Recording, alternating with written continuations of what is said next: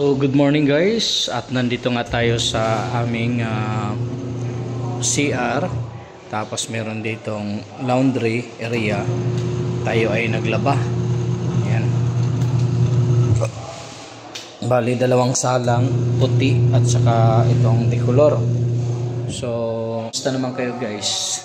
Bali ano yun natin, galing tayo sa trabaho, pagkatapos natin ng trabaho na 8 oras sa panggabi, kailangan natin maglaba para wala na tayong gagawin bukas.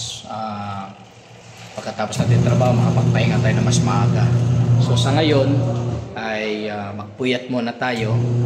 Ganun talaga dito sa Saudi o kaya kahit saang bansa, basta walang available na laundry or yung magpapalaundry tayo, tayo na mismong gagawa. So sa mga nagbabalak na mag-Saudi o magbabalak na mag-abroad, kailangan alam mo yung trabaho, alam mo yung paano pagkasyahin yung oras para makapagpahinga tayo na mas maaga. So ako every 2 weeks or 1 week maglaba ako para isahang lang, pahala na kung maramihan yung labahan ko.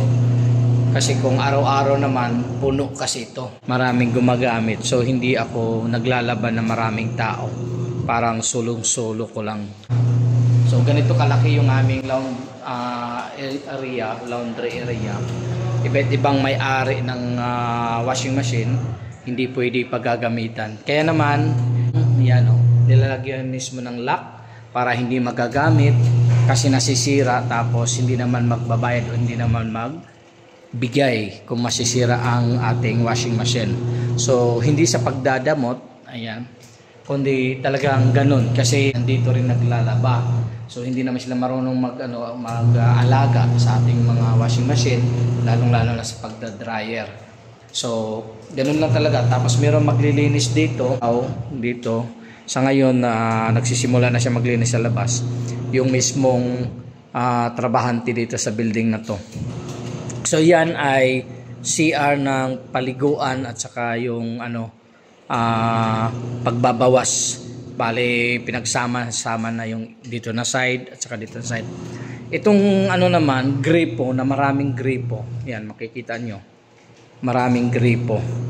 Actually dito naglilinis sila ng mga kutsara at utensils dito sila. So kaliwaan of nandyan dito. So lilinisin din yan. Ayan, palalagyan ng pabango. Yun. Tapos gagamitin ulit mamaya. Kasi darating yung mga trabahante alas 6 o alas 7 ng gabi. Sa alas 6 naman ng umaga at alas 5 o alas 4 ay punong-puno to or maraming taong gumagamit dito sa CR namin. So ngayon kasi mag alas 8 na ng umaga, nagsipagtrabaho na yung iba.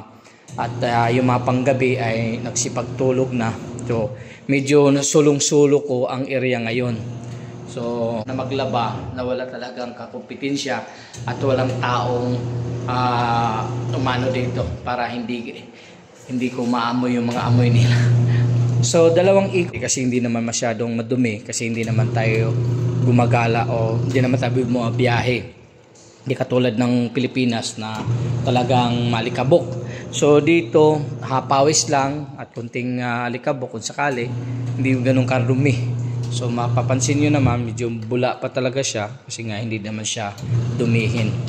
At din yung aking pagbabanlaw para mas mabilis, mas madali kasi kailangan din natin matulog din na mas maaga para makagising tayo na maaga, makapagtrabaho tayo.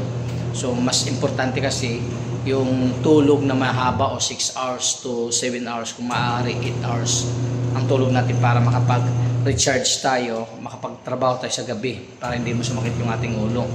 Ayan, nakasanayan ko na kasi magtrabaho ng gabi for 7 years. Halos yung taon na yon, 7 years ay panggabi ako. Hindi ko pa na mapang umaga kasi ayaw ko rin.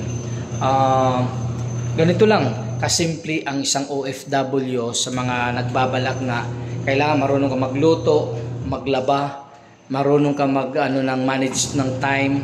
So management lang talaga para sa pagdating sa ganitong pagkakataon na nandito ka sa ibang bansa. Kung kaya mo naman magpasahod o kaya mo naman maglaba sa iba, magpalabas sa iba, ay okay lang na yun. Dito lang kasi walang available dito sa area na to sa amin. Kasi nandito kami sa industrial area. So walang available na ganun. So kami na mismo ang maglaba. Kami na mismo ang mag-asikaso sa amin. Kung magkasakit ka, ikaw na rin pupunta sa ospital.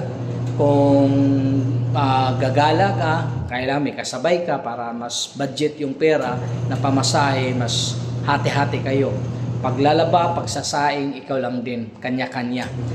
Yung iba naman ay group, pero ako ayaw ko na ng groupings para walang lamangan o hindi walang tampuhan na bakit ako na lang lagi nagsasaing, ako na lang nag-asikaso, naguhugas.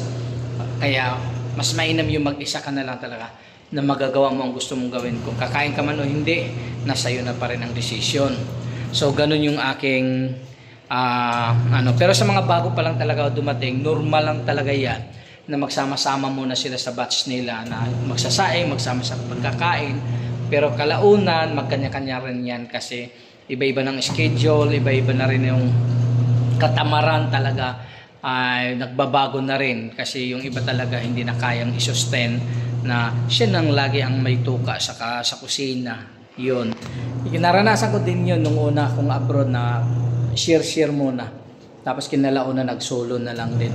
Pero kung mga bago pa lang na salta, wag na kayo mag-share para walang tampon at hindi masira yung pagkakaibigan nyo. Pero depende yun. Pero kalimitan talaga na nangyayari, nagkakaroon ng pagtatampo. Kasi nga pagod na yung isa, siya pa mag-asikaso, tapos hindi na matutulungan, natutulog lang yung isa. Ang daming mga causes kung bakit nagkakasira ang pagkakaibigan, pagkakilala nyo sa ganung paraan. So magbabanlaw tayo, gamit lang natin itong ito, tubig din to. Ayan tubig yan. Ayan. So mga tubig yung mga ito, tubig din yan. Yan, tubig. So marami kang paggagamitan dito. Guys, yung update ko sa inyo sa umagang ito at hanggang matapos natin ito paglalaba, bilisan lang natin para makatulog na agad, makapagpahinga agad. So maraming salamat sa mga tumatangkilik sa aking videos. Ayan, sa mga bago pa lang dito, please subscribe my YouTube channel. Sana mas dumami pa tayo dito at mas panoorin nyo pa na mas maraming beses yung ating mga videos sa mga hindi pa nakapanood. At ipag-pray nyo ako na sana ma-monetize ako bago ako magbakasyon. Ayan, at isa pa ay Luzon, Visayas at Mindanao, mga kapwa kong OFW, maraming salamat sa inyong pagmamahal. Dito lamang sa ating YouTube channel na Padajon Vlogs. Ayan, see you on the next vlog natin gagawin. Mag-comment na kayo kung ano pa ang gusto nyong malaman patungkol dito sa Saudi Arabia. O ano ba ang dapat namin ginagawa dito. O ano ba ang madalas na mga ginagawa ng mga OFW na nandito sa Middle East. Ayan, yun lang. Mag-comment lang kayo at babasahin ko isa-isa. Shout out or gagawin ko alang-alang sa inyo. Bye-bye. God bless sa inyo lahat. Happy Tuesday.